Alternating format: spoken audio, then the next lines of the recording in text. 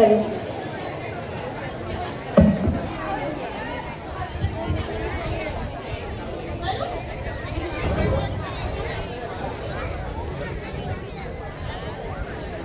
Hello hello mummy, hello, જય Shri Krishna, hello, હું કહો, અહીંયા આવો, હેલો.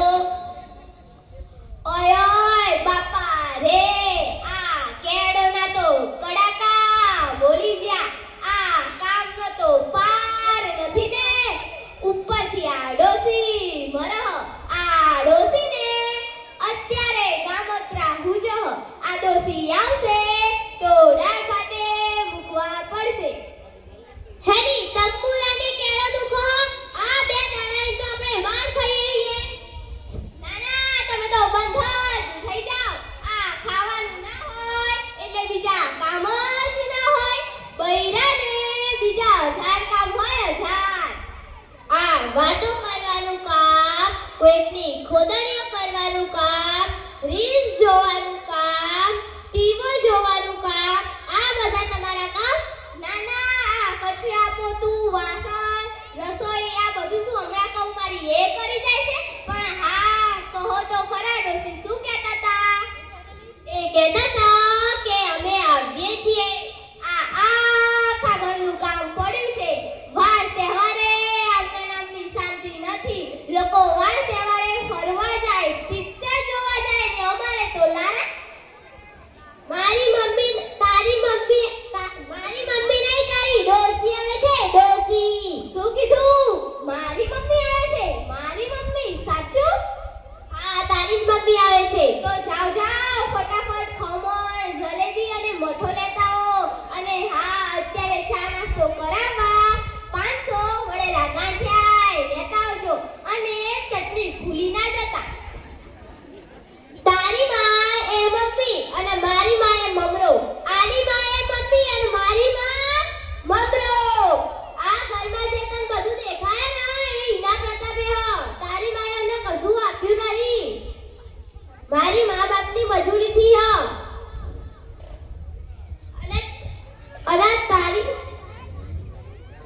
અરે હા, હમણાં તમને કેળો દુખતી હતી ને ક્યાં ગયું એ બધું? આ દુખે જ છે, પણ માયું આવે તો કામમાં ટેકો થાય, વાતને વિહામો મળે, નવું કામ થાય, કઈ કચકચ જ નહીં.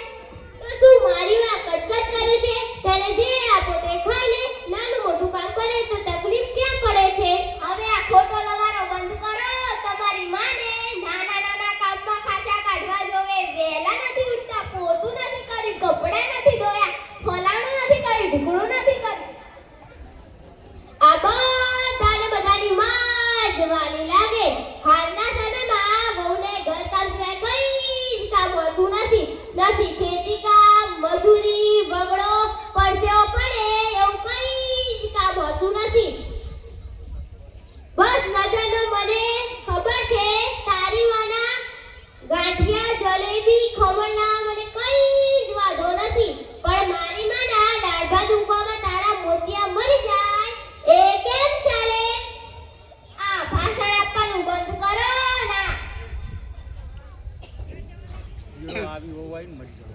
આ ભાષણ આપવાનું બંધ કરો ના. થેલી પકડો અને જે કીધું એ કરો.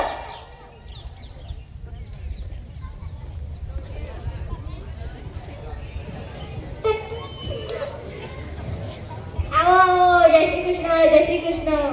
આવો, જય શ્રી કૃષ્ણ. અહીંયા બેસો.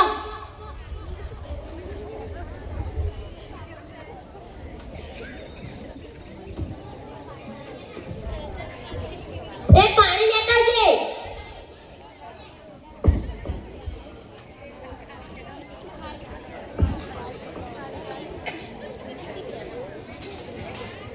કે અમારું બાપુ ના ગમ્યું કે શું? આ બંનેના મોઢા કેમ ચડેલા છે? એવું કઈ જ નથી, પણ જો ને આ ખોટો લવારો કરતા હતા. લવારો તું કરતી હતી કે કુમાર? ના ના, બસ એમાં જ ચર્ચા કરતા હતા. જો રમીલા, જો રાઘવ, અમને બધી જ ખબર છે. આ ફોન હજુ પણ ચાલુ જ છે. શું કીધું? ફોન ચાલુ જ છે? જો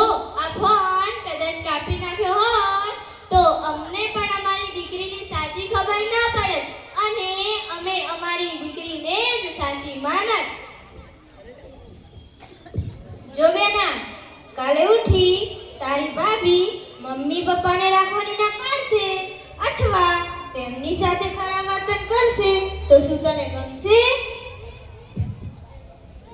જો નણંદા, ખોટું ના લગાડતા.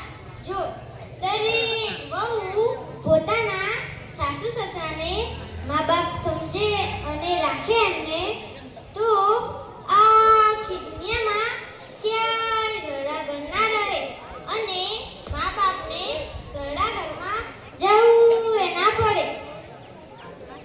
જો બેટા, આ દિશા આટલી નોકરી કરવાની સાથે પણ આટલી અમારી કાળજી રાખતી હોય અને આટલી ભણેલી ગણેલી હોવા છતાં અમને કોઈ વાતે ઓછું ના હોવા દેતી હોય તો તું તો એક હાઉસવાઈફ છે અને ઘરમાં ફ્રીજ, ટીવી, એસી, ઘરઘંટી, વોશિંગ મશીન બધું જ છે. બસ ઘરકામ સિવાય બીજું કોઈ જ કામ નથી. અને હા, આ ઘરમાં માવતર હોય તો ઘરનું ધ્યાન રાખે, બાળકોમાં સારા સંસ્કાર આવે, નાના મોટા કામમાં સલાહ સૂચન મળે, માર્ગદર્શન મળે. જો નણંદા, મને તો એટલી જ ખબર પડે કે આપણું સારું થાય તો આખી દુનિયામાં આપણા મા બાપ સિવાય કોઈ રાજી ના થાય.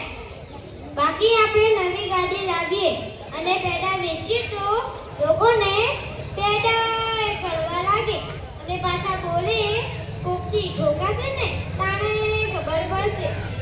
જો બેના, અમારો તને ઠપકાવવાનો કોઈ જ ઈરાદો નથી, પરંતુ દરેક દીકરાના સપના હોય કે જેણે તેને મોટો કર્યો, ભણાવ્યો, સારું સારું ખવડાવ્યું અને તેનો તે ઘડપણનો સહારો બની અને તેમના સપના પૂરા કરે. મમ્મી, પપ્પા, ભાઈ, ભાભી, મારી ભૂલ થઈ ગઈ. જાણે અજાણે મારાથી મોટું પાપ થઈ ગયું, મોટો અપરાધ થઈ ગયો. બસ જાઓ રાઘવ, તમે અત્યારે જ જાઓ અને મમ્મી પપ્પાને અહીં લઈ આવો.